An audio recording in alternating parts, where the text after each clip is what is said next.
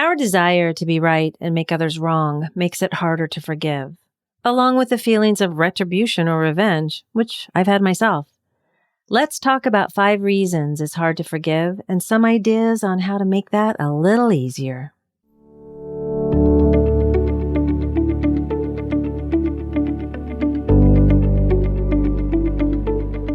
Hi, I'm Brenda Reese, freedom and forgiveness coach, and a person just like you that is learning to navigate life and all of its challenges. I teach a forgiveness process like no other. It's a blend of practical and spiritual forgiveness. This process guides you into knowing how unforgiveness can be keeping you stuck in your relationships, both personally and professionally, and how it prevents you from releasing resentment and finding joy. Each week, I share practical and some not-so-practical tips, tools, and advice from myself and other people that are on this journey just like us. This is for you if you are ready to turn your pain into peace. Welcome to the Forgive Yourself podcast.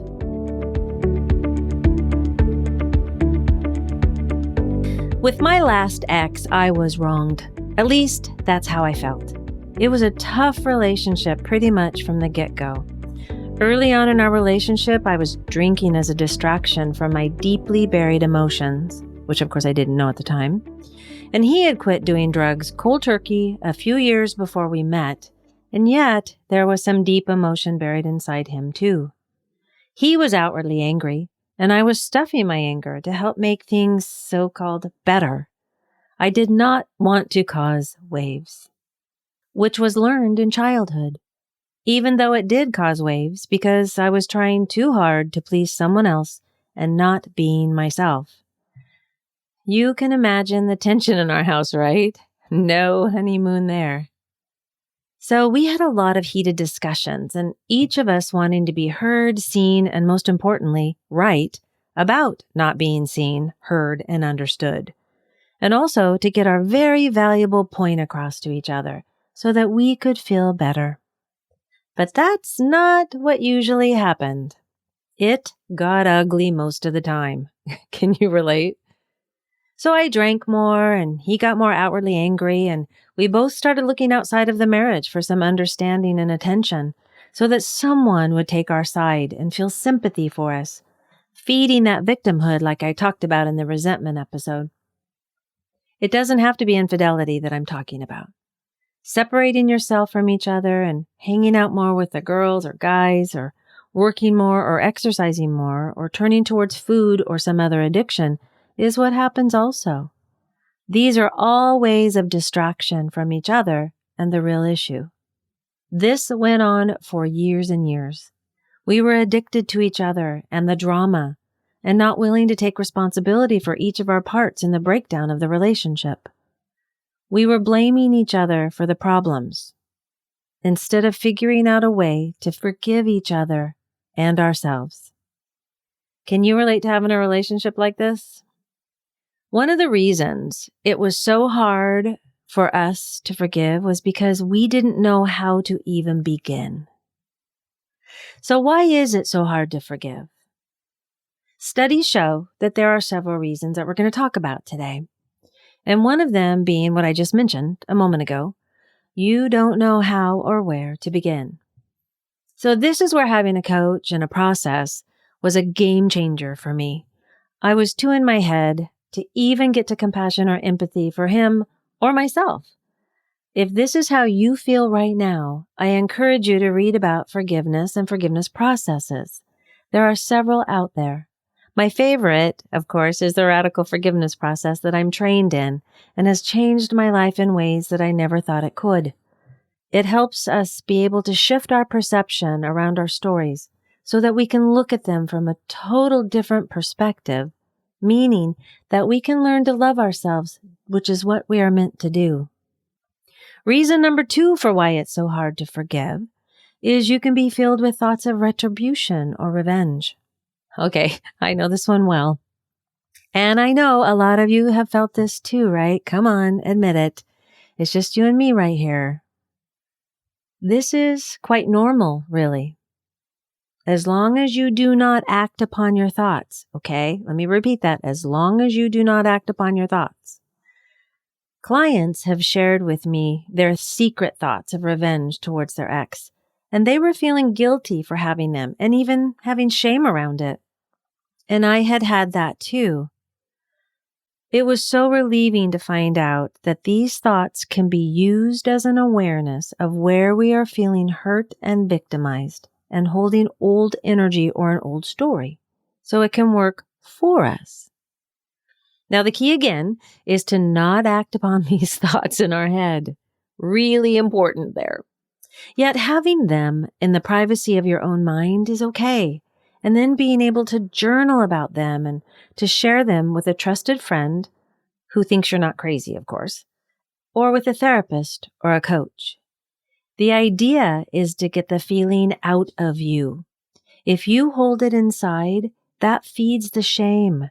Shame doesn't like to be exposed, so write about it and share about it if you can with those trusted people. Get it outside of you, and you will feel different.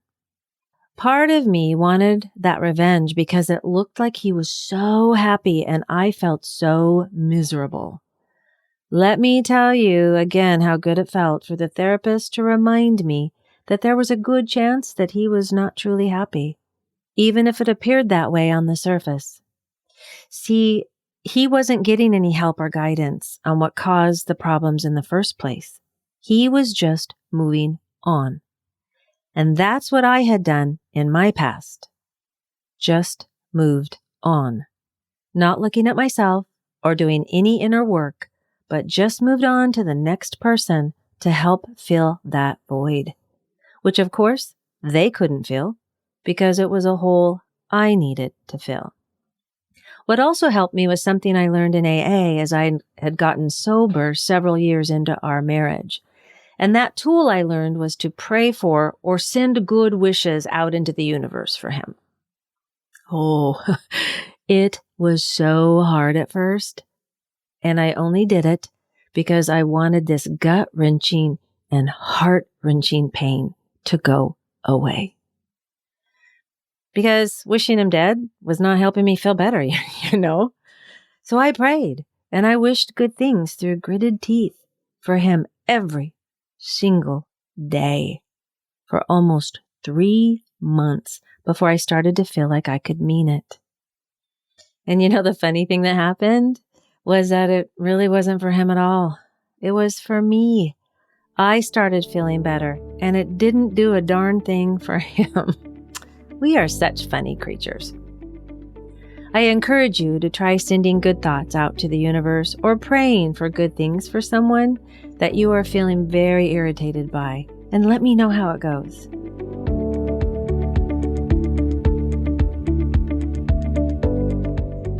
Hey, it's Brenda. Are you feeling unhappy in your relationships, work, or even life itself? Or maybe you are ready to break free from any guilt, shame, anxiety, or heaviness that you're feeling?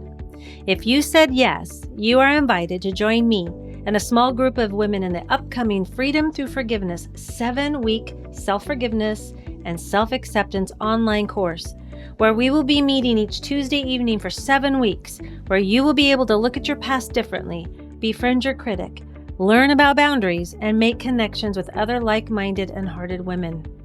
Go to Brenda Reese, REISS coaching.com/workshops for more information.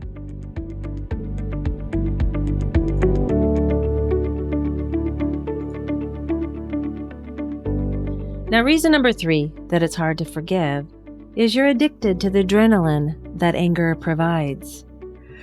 Okay, so anger serves as a shield that protects us from what we see as the painful feelings, like grief, shame, rejection, or the feeling of abandonment. Letting go of it can make us feel exposed, and that feels scary. Anger is an emotion that helps us to not feel powerless or helpless. There's a strong energy to it, right? I have a story about a client named Kate. She was afraid to lose her anger because it gave her an edge to prove her ex wrong, and she built quite a large business using that edge. Yet now, her body was falling apart, and she had a feeling it was from all that anger. Anger and resentment in the long run can really mess with our view on what we want in life, and it can prevent us from learning and growing from the situation, which is really what relationships are for, to help us learn and grow. Another way to look at it is that when we choose to forgive, it does put us in the driver's seat. This frees up space in our minds and our bodies so we can focus on what we want our life to look like and be like. Releasing anger does not mean you're weak. It means you are choosing to let go of the toxicity, and that takes power and strength to do that. One of my favorite exercises to move through my anger is to take a tennis racket or baseball bat, raising it over my head and whacking the bed or the couch, and just letting myself scream and cuss. Yep, the F word works great here. Okay. Now, I like the tennis racket better because I hit myself in the back when I was swinging the baseball bat. I don't do that anymore. So be careful. And if you aren't able to scream where you live, you can let out those words or sentences or cuss words that feel like coming out. Like tell the story, scream and yell at the person or yourself that you are angry about. When you let that out, remember you're getting it out of your body. For those of you that don't like that kind of exercise, you can scream into a pillow or allow yourself to throw a tantrum. I highly suggest, though, being on a bed when you throw that tantrum, because if you throw yourself on the floor like we see kids do, that really hurts. Now, the fourth reason that it's hard to forgive is a part of you identifies as a victim. I'm going to encourage you to love that part of you that wants to stay a victim. Get to know that part of you that wants to stay a victim. When you forgive others, you are healing your own wounds, and yet the victim within often does not want the healing. A lot of times it's the younger parts of us that were wounded that holds on to the hurt and the fear. We can have unhealed anger embedded in the cells of our body that sits and festers until it can be released. Like my client Kate that I mentioned earlier, she knew she was consumed with anger, and while she gained success, she was miserable in her life, and it started showing up in different aches, pains, and now she had an immune disorder. She was making herself a victim of his rejection, when his rejection wasn't about her at all. It was about him rejecting himself. Yet, when we have a wound of our own, it can be activated by the wound of another, so we can see it and heal it. That's the mirror that I talk about in relationships. So that can work for us and not against us. As Kate and I worked together, she was able to feel the anger in a safe way. Now, she loved the tennis racket exercise. And she was able to connect the dots to where it began in her life, which was with her parents in childhood. And she was able to feel lighter and freer and happy again. She released herself from the victimhood. And lastly, the fifth reason it's hard to forgive is you are hoping you can protect yourself from being hurt again. Too many people have died with resentment in their hearts for events that happened years ago. Do you know any of those? What they're doing is hiding behind that hurt because they think that will stop them from getting hurt again. Now, Chris was another client of mine who wanted to get relief around her resentment towards her mother. Her mother was an angry woman and took it out on everyone around her. So you can imagine the life that Chris lived growing up. Chris said that her mother held grudges like no one else she had ever seen, and one of those grudges was against her own sister, Chris's aunt. In fact, they had not spoken for 40 years. Her mother couldn't tell her what the dispute was about now, but by goodness, she was holding on to that hurt and resentment. Chris was watching as her mother's body was being riddled with disease and her heart becoming so cold. Chris did not want that for herself and felt ready to make the choice to forgive because she did not want her future to be like her mother's. Working together, she was able to see how people use anger as a shield, like we talked about earlier, to keep others from getting too close and from getting hurt again. It was a real big aha moment for Chris when she saw that her mother was shutting people out with her anger because of some hurt that she had felt that her sister had caused her, and that she thought using that anger would prevent her from being hurt again.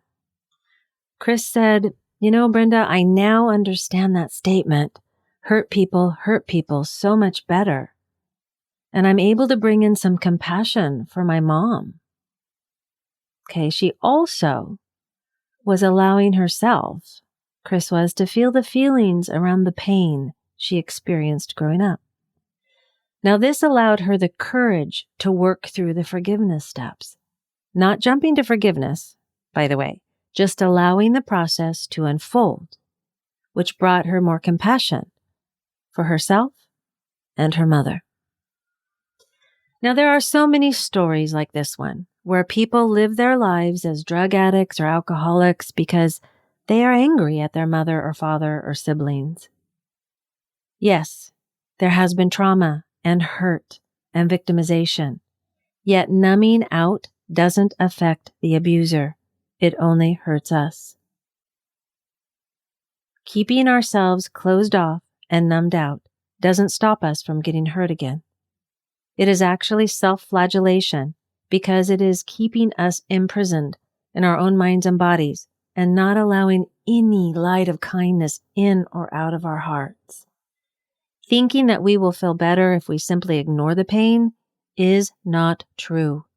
That pain will fester and grow into more pain until we can create an intention that we want to heal.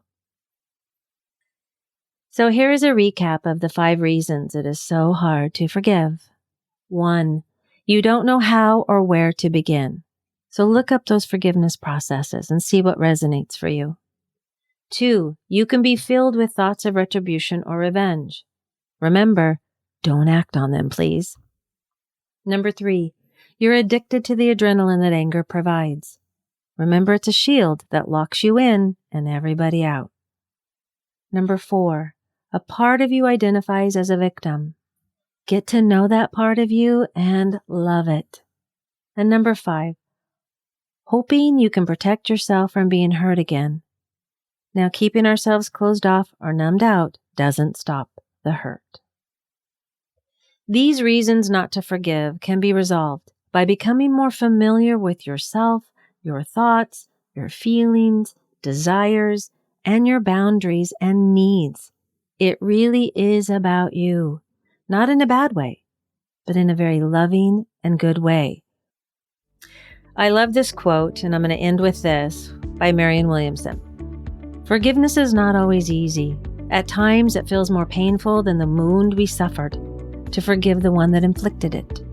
And yet, there is no peace without forgiveness.